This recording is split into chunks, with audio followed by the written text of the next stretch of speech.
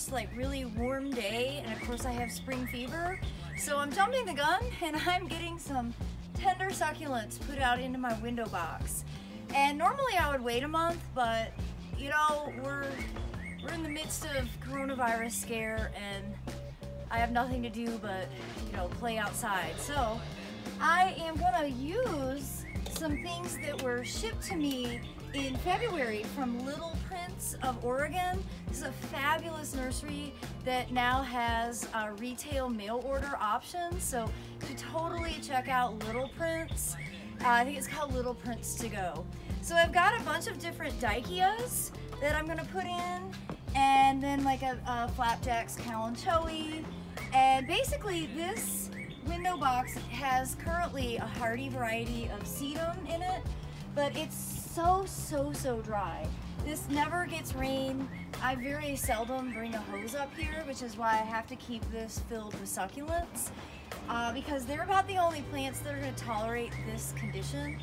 So I'm just going to quickly clean up the existing succulents, dig some holes to make room for the new plants, and then I'm going to top dress with soil cube, because this will hold enough moisture to make it so that I won't have to worry about watering this with any regularity through the entire summer. All right, so stay tuned for my progress.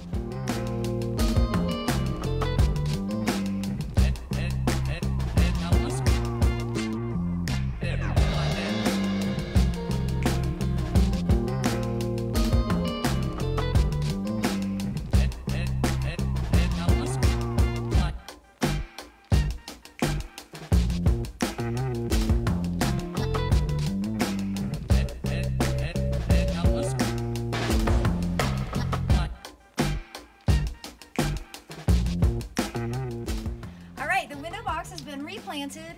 If we get much below 40, I'm just gonna take it off and stash it in the garage, because all these plants are pretty sensitive to cold temperatures.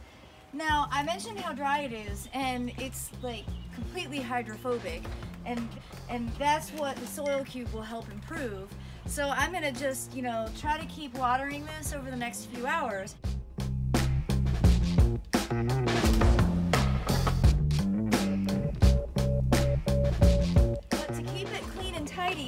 I'm gonna top dress it with some cool pieces of coral that I've gathered over the years at seashores.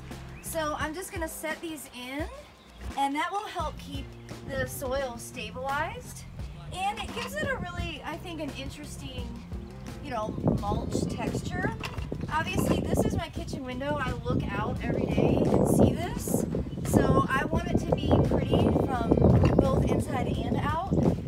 Especially outside, because I really do spend a fair amount of time looking at the world from this vantage. So, you know, seashells, these I've had for more than a decade, so they don't have any salt. So you want to make sure if you use seashells and things you collect from the beach that you wash them really well, because that could long-term impact your plant's ability to